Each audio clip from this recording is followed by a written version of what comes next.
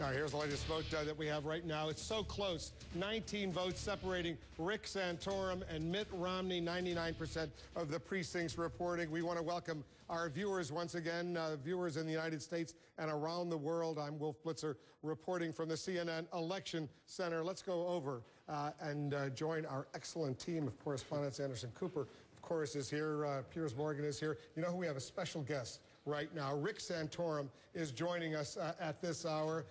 You may be the winner. You're, by all accounts, the winner. It's a virtual tie. Let me congratulate you, Senator Santorum. You've done an amazing job. As you well know, it was not that long ago. You were nowhere in Iowa, but now it's a virtual tie. You may win, you may lose by 1 or 2 votes, but for all practical purposes, you're a winner. Give us a thought right now on how it feels. Well, you know, this is the first step in the process, and we're going to be on to New Hampshire.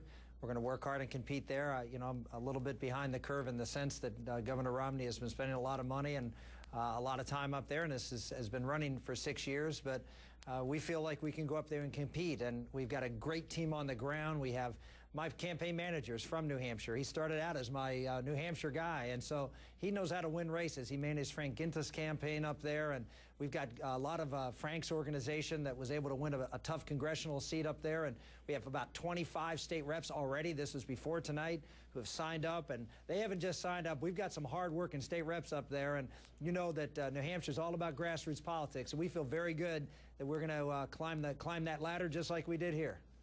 Senator Piers Morgan is here, and he wants to ask some questions as well. Piers. Yeah, Senator, I mean, you must be feeling a bit like Rocky Balboa tonight. How are you going to knock out Mitt Romney? Well, there's going to be a rematch, and we're going to go to New Hampshire and take them on, and you know, we're going to run a campaign talking about my vision for this country. You didn't hear me going after people tonight. I just laid out where America needs to go and how the Republicans need to address those issues and talk about strong economy and to make sure the economy is going to be vibrant for everybody in this economy, and that we have a economy that's built on strong families too. And that message will resonate not just here, but it will resonate in New Hampshire also. I mean, you made a very personal speech this evening, and Mitt Romney made a very presidential speech, some would say, going after President Obama. Newt Gingrich, meanwhile, made what sounded like a pretty angry speech, and looks like he may well turn out to be your corner man, doing the fighting for you. How do you feel about that? Well, Newt's a good friend and someone who I have a tremendous amount of respect for. I mean, he's been out there in the battles, and I was here in Iowa, and I can understand why Newt's feeling the way he is. I mean, it was a pummeling that he took here on the hands of Mitt Romney, and it was literally every commercial break. And you know, that's difficult when you have someone with those kinds of resources, and I can understand why he feels the way he does. But Newt's a fighter. He's going to stand up and articulate his ideas, paint his vision for this country, and we'll have an opportunity to talk about those ideas on the debates this weekend. And I'm looking forward to maybe being a little closer into the middle than I was before. I assume, Senator, you've heard that John McCain is going to endorse Mitt Romney in New Hampshire tomorrow. Yeah, that's fine. I would have expected that. I'm in fact surprised that he hasn't done it earlier. You know, John McCain is a great man, and is someone who it was an honor to serve with. He has served this country and sacrificed more than frankly anybody that I've had the privilege to know in any way. And so I commend Governor Romney for getting his endorsement, but I'm not surprised by it. I mean, you know, John is a more moderate member of the Republican team, and I think he fits in with Newt's with Mitt's view of the world. And I wish him the very best. And again, I have nothing but respect for John McCain. A lot of us remember when you endorsed John McCain in South Carolina just before that primary 4 years ago, and it looks like now that he's going to endorse. No. Go ahead. No, I didn't endorse John McCain. I endorsed excuse me. I meant to say Mitt Romney. I'm sorry. Yeah. You endorsed Mitt Romney 4 years ago against John McCain. It looks like it could be a little payback at this point. Well, you know, look, people are going to make, John McCain is not paying me back. I mean, John McCain is doing what he thinks is right for the country, and I respect that. He's always done what he thinks is right for the country, and I respect that with him. I've had my disagreements with John McCain over the years, and I'm sure I will in the future, but John's a patriot. John will do what he thinks is right, and I commend him and certainly encourage him to do that. And Senator, I mean, you seem a very nice chap. Whenever I've interviewed you, I've always felt that. But the reality is that now you are the #1 opponent. Mitt Romney is going to chuck the kitchen sink at you. How are you going to deal with this in this happy, nice, touchy-feely way that you've conducted yourself so far? Isn't it time to get serious and take the gloves off? Well, I think I'm a pretty serious guy. In fact, one of the criticisms I've had in the debates is people say, well, you know, you're a little bit tense, you're a little bit, you know, angry and a little bit too passionate. In fact, one of the debates that I had about halfway through, one of these early debates, I walked over to my wife and she just looked very sternly at me and said, chill. And so I don't think my problem is going to be intensity. I can be a pretty intense guy, but you know, this is a family fight. This is a different kind of fight than when you're fighting, you know, against people who want to take this country in a fundamentally different direction. And we're going to draw distinctions between Mitt Romney and myself and our records and our visions for this country, as I will with the other candidates in the race. And that's what primaries are for. But it's also about talking about what you want to do and whether you have the courage to and the track record to provide that kind of leadership. Senator Santorum, good luck down the road. I like the jacket, I like the shirt and the tie. The sweater vest is good on another occasion, but you dressed appropriately for perhaps winning the Iowa caucuses tonight. Go ahead. There was a fair amount of controversy as whether I should pull the vest out or not, but we decided it's the night for more formal attire. But you'll be seeing the vest a little bit down the road. We know we will. Senator, we'll be speaking to you down the road.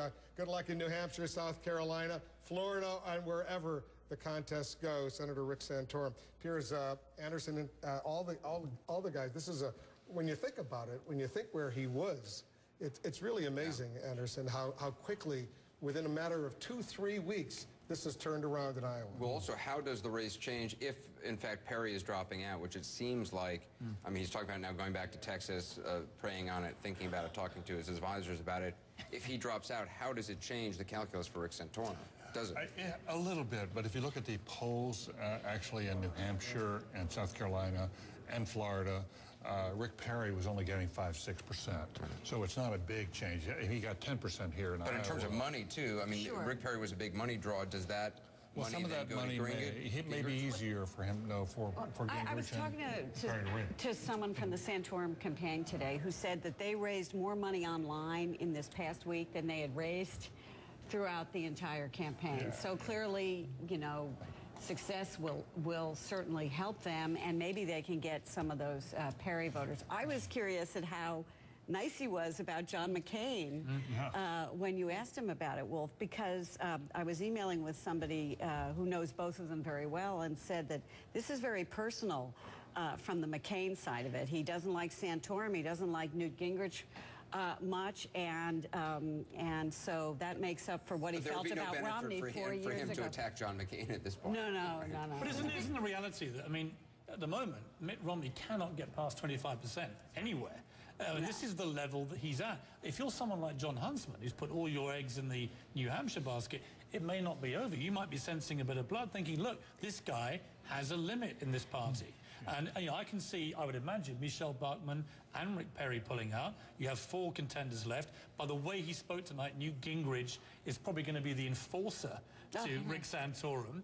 And I'm imagining that this brings Huntsman back into play. I don't know what you guys think. I think Huntsman may be back in play. We'll have to wait and see. But, you know, what's interesting now is we've had a lot of conversations at this table tonight about the fact that Mitt Romney is very, very likely to win New Hampshire by double digits. He is around 40% in New Hampshire. He's not at the 25%. He's even higher in our new poll today. Yeah, that's right. But if you look at South Carolina and Florida, he is actually in some trouble in those 2 states. He's running double digits behind in South Carolina, has been, And he's been behind in Florida. Over the last couple of months, he's been behind in both of those states. You know, so the truth is somebody could catch him in one or both of those states. I mean, we haven't had a poll for a while, though, in some of those states. I think it's also fair to say, when you talk about the donors, we were talking about this earlier, and the big money is all behind Mitt Romney, and it has been ardently so. Rick Perry had a little bit of that. You know, so to the extent that Rick Perry really gets out, I think that does put some money in play.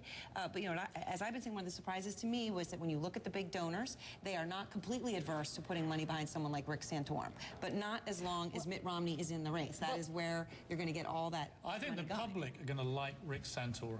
I think he's resonating with the average American much better than Mitt Romney does. Mitt Romney is still perceived to be slightly disconnected from the average Joe on the street. Rick Santorum's speech tonight was a direct message. Once you start to look deeply at his policies, I mean, there are some policies that a lot of people consider extreme on contraception and a lot of issues. So on a personal level, he may be more likable. The question is, are his policies more palatable than Mitt Romney? You have to see how he wears, and we haven't seen him in that center, at that center As he podium. said, I mean, he's always been on the periphery. That's right. So now he's going to be... He peaked when you actually have votes. I mean, everyone else peaked, had their moment, too, and fell. So the question is, does that happen here? I agree with you, Anderson, on a policy point a lot. I think that's his scrutiny can really hurt him.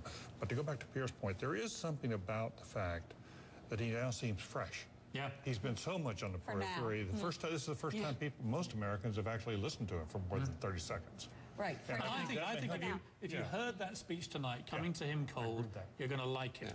Now, the policy issue is very interesting and very important, and on some of it, he will be seen as extreme. However, he is likable, and I'm not sure that Mitt Romney has that kind of connection yet. You know, one thing we shouldn't forget, though, to a lot of viewers of Fox, for years, he was a Fox News political contributor. So they got to know him over the years, just like Newt Gingrich and Sarah Palin have been Fox News contributors. He has been as well, Rick Santorum. So as much as a lot of Americans may not know him, a lot of Republicans, conservatives who watch Fox know him because they watched him for many, many years. Does that help him? How does that cut? Yeah. You think it helps him a lot? I think it helps him. I think it helps him because he's not an unfamiliar Why did he take so long, then? I mean, he's the last guy to have a momentum. If they knew him and liked him, wouldn't he have? But hasn't his strategy been very deliberate? But hasn't he just gone around this in a very unique way, going round Iowa again and again and again, putting all his eggs here? No, but you've got to admire the guy for hard work, for graft, and for playing the old-fashioned way, it's called. But what's interesting, also, his only interview that he did tonight after the speech he gave was with us on CNN, which obviously we're happy. Can I just say something about Romney? Romney has Governor Nikki Haley endorsing him in South Carolina. She's put a lot on the line for him. That's going to be very important to see how that works out. And also, Florida. We cannot forget Florida. It's a diverse state. It's a very expensive state, and that could end up being... So if you were Romney, who would you direct your attacks against in South Carolina? Well, Barack Obama. How about that? I think that's right. I think his strategy is, because it sounds presidential, he's taking on the top guy and leaving his own party members alone. But I think what's going to happen with Newt Gingrich is fascinating, because this guy, from what I sensed when I interviewed him last night, is ready to explode. Everybody knows the Mr. Nice Guy thing isn't really him. He's wrestling with this terrible demon now of being an angel, and actually he wants to be a devil. And I think the devil's horns will come out tomorrow. And just from the way he's talking... They came out tonight. They started to sprout. And I think Mitt Romney is going to feel the heat of the real Newt Gingrich, and that could get interesting. And Candy Crowley is standing by with Mary Madeline and Donna Brazil. Candy, you are still at Romney headquarters. I'm not sure if there's much of a party still going on there. But certainly they are already now talking about New Hampshire, on to New Hampshire tomorrow. Their heads have been in New Hampshire all along. I think the big surprise to them was Iowa in the last couple of weeks. But let's pick up as to where we go from tomorrow. It seems to me what Mitt Romney needs is a big suit of armor, and Newt Gingrich is going to play bad cop. Rick Santorum looks like he's going to play good cop.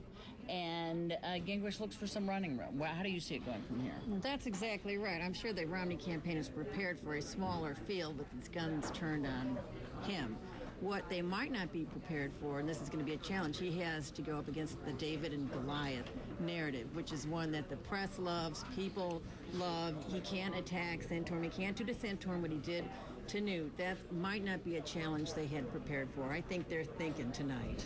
Rick Santorum leaves as the comeback kid, the flavor of the week. How much money can he put together a grassroots organization overnight in New Hampshire? Can he capture Christian conservatives in South Carolina? We'll see, but the next couple of days, he will get a terrific bounce from his victory tonight, or whatever comes out of the results tonight. Well, how does Mitt Romney go about getting at Rick Santorum, or does he leave it up to his PAC, to the outside group that's supporting him?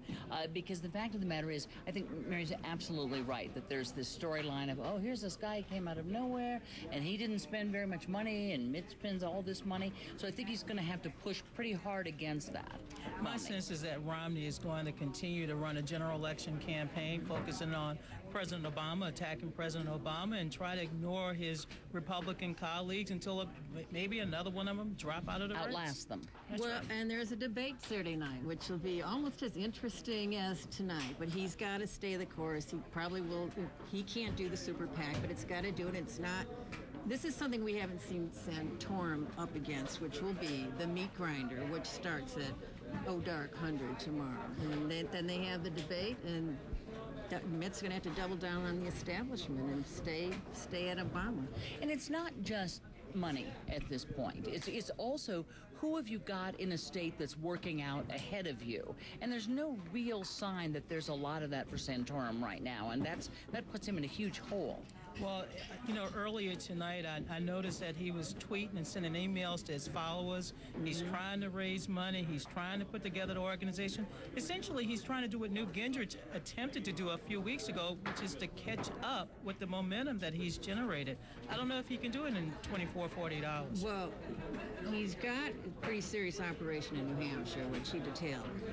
And when he gets to South Carolina, with Perry out and Bachman Shirley to be out, then there's a smaller field contending for the evangelical vote. So that's tough for Romney, and that's it.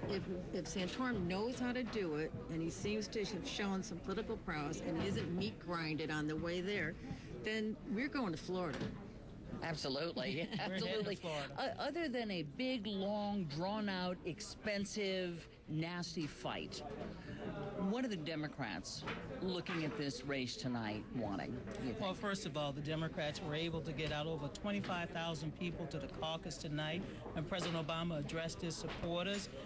He raised money as well tonight. So what Democrats are hoping, of course, is that the Republicans continue to battle out, and President Obama will continue to talk to middle-class voters and remind them of all of the things he's accomplished. It's going to work.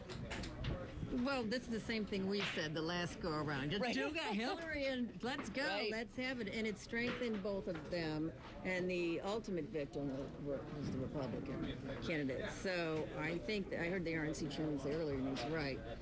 Either way, we're talking about a contrast with Obama, and these candidates are not going to go, they'll go farther contrasting with Obama than going against each other. So it really doesn't matter if it goes on.